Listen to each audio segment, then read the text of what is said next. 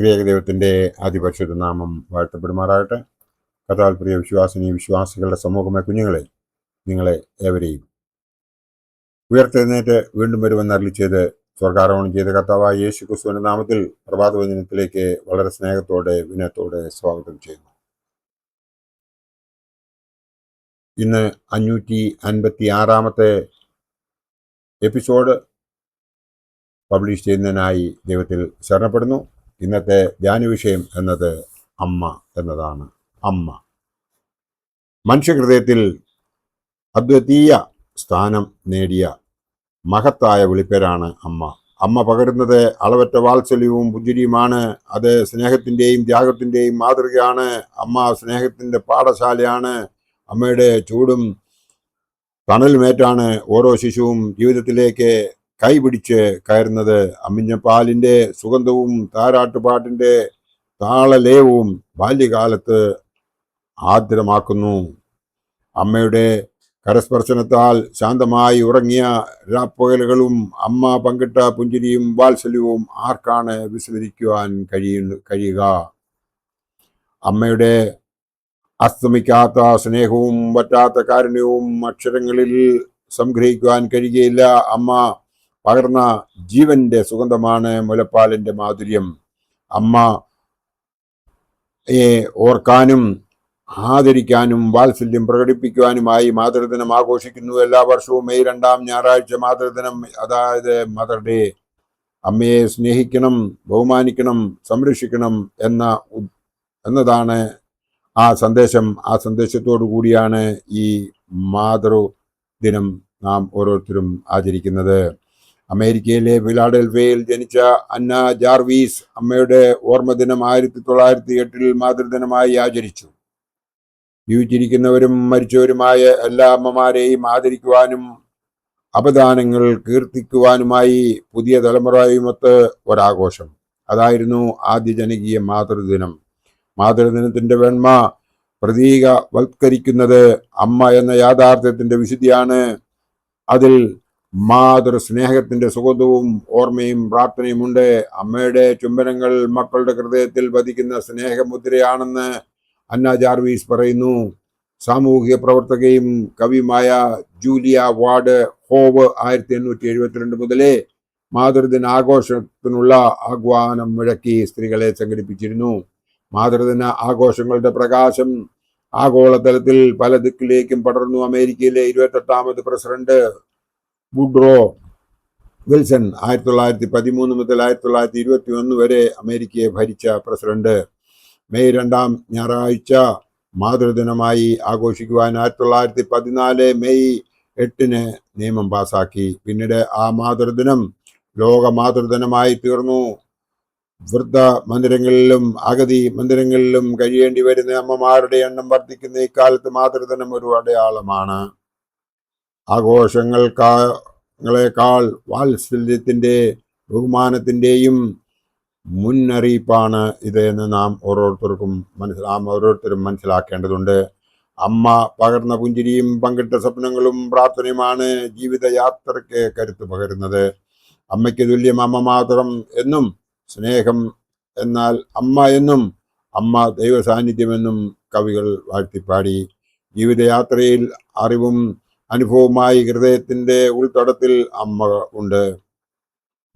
അമ്മ പകർന്ന പുഞ്ചിരിയും പങ്കിട്ട സ്വപ്നങ്ങളും ഹൃദയത്തിൽ ഏറ്റുവാങ്ങിയവരാണ് കരുത്ത് നേടിയ മഹാത്മാക്കൾ. ജീവിത വഴിയിൽ പകച്ചു നിൽക്കുമ്പോഴും മിഴിച്ച് നോക്കുമ്പോഴും തകർന്നു വീഴുമ്പോഴും കാതിൽ പതിക്കുന്ന ആദ്യ സ്പന്ദനം അമ്മയുടേതാണ്. അത് അനന്തമായി ഏത് കാലപ്രഭാതത്തിലും സ്വാന്തനം പകരുന്നു. അമ്മയുടെ അനന്തമായ വാത്സല്യവും സമ്പൂർണമായ ത്യാഗ സന്നദ്ധതയും തിരിച്ചറിയുമ്പോൾ ദൈവ സ്നേഹമാണ് അനുഭവിച്ചറിയുന്നത്. ഭൂമിയിൽ പുഞ്ചിരിക്കുന്ന, മന്ദഹസിക്കുന്ന, തിരുത്തുന്ന, കലഹിക്കുന്ന, മാറോടണയ്ക്കുന്ന ദൈവസ്വരൂപമായി അമ്മ അവതരിക്കുന്നു.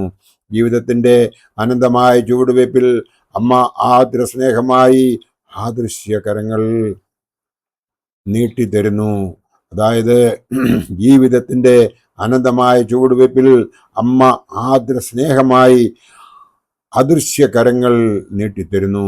അമ്മേ, ഏത് വാക്കുകളിൽ വാഴ്ത്തി പുകഴ്ത്തുവാൻ കഴിയും? ബൈബിളിൽ പൗലോസ് ശ്ലീഹായുടെ സ്നേഹഗീതത്തിൻ്റെ വരികൾ അമ്മയ്ക്കായി മാറ്റി നമുക്ക് ഒന്ന് വായിച്ചു നോക്കാം. അമ്മ ദീർഘമായി ക്ഷമിക്കുകയും ദയ കാണിക്കുകയും ചെയ്യുന്നു. അമ്മ സ്പർദ്ധിക്കുന്നില്ല, അമ്മ നിഗളിക്കുന്നില്ല, അമ്മ സ്വാർത്ഥം അന്വേഷിക്കുന്നില്ല, ദേഷ്യപ്പെടുന്നില്ല, ദോഷം കണക്കിടുന്നില്ല. അമ്മ എല്ലാം പൊറുക്കുന്നു, എല്ലാം വിശ്വസിക്കുന്നു, എല്ലാം പ്രത്യാശിക്കുന്നു. അമ്മ എല്ലാം സഹിക്കുന്നു. അമ്മ അനുഭവിച്ചതും സഹിച്ചതും അതിജീവിച്ചതുമായ വേദനകൾ എത്രയധികമെന്ന് നാം അമ്മയെ ഒന്ന് ശരിക്കും നോക്കിക്കഴിയുമ്പോൾ മനസ്സിലാകും. ശിശുക്കൾ ആദ്യമായി ഉച്ചരിക്കുന്ന സ്വരമാണ് ആ. കരയുന്ന ശേഷം ഉണ്ടാകുന്ന മാ. ആ ശബ്ദത്തിൻ്റെയും ചേർച്ചയാവാം അമ്മ. അത് സ്നേഹമാണ്, ത്യാഗമാണ്, വിശുദ്ധ സാന്നിധ്യമാണ്, മാതൃത്വത്തിൻ്റെ ആദ്യകാല തീവ്രത. ശിശുവും മുലപ്പാലുമാണ്. ശിശുവിൻ്റെ ജനനത്തിലൂടെ സ്ത്രീക്ക് ലഭ്യമാകുന്ന പദവിയാണ് മാതൃത്വം. ഗർഭകാലത്ത് ആരംഭിക്കുന്ന അമ്മയും കുഞ്ഞും തമ്മിലുള്ള വൈകാരിക ബന്ധം ആ ജീവനാന്തം അമ്മയിൽ നിറഞ്ഞു നിൽക്കുന്നു. അമ്മയുടെ വേദനയും കണ്ണുനീരും കാത്തിരിക്കുന്നത് എന്തിനാണ്? അമ്മ പങ്കിട്ട സ്വപ്നങ്ങൾ വിരിഞ്ഞ് സുഗന്ധം പരത്താൻ എത്ര നാൾ കാത്തിരിക്കണം എന്ന് നാം ഓരോരുത്തരും ഒന്ന് ചിന്തിക്കേണ്ടതുണ്ട്. ആൺ പെൺ ഭേദമേന്യേ ഏവരിലും മാതൃഭാവമുണ്ട്. അത് വിശുദ്ധ സ്നേഹത്തിൻ്റെ മാതൃത്വമാണ്. നമ്മുടെ പ്രകാശം ഉൾക്കൊണ്ട് ജീവിക്കുന്ന അന്മ, അതായത് നന്മയുടെ പ്രകാശം ഉൾക്കൊണ്ട് ജീവിക്കുന്ന അമ്മ എന്നും ദൈവ സാന്നിധ്യത്തിൻ്റെ നേർക്കാഴ്ചയാണ്. ആഗോള കമ്പോള സംസ്കാരത്തിൽ പുതുതലമുറയ്ക്ക് അന്യമാകുന്ന അനുഭവമാണ് അമ്മ സാന്നിധ്യം.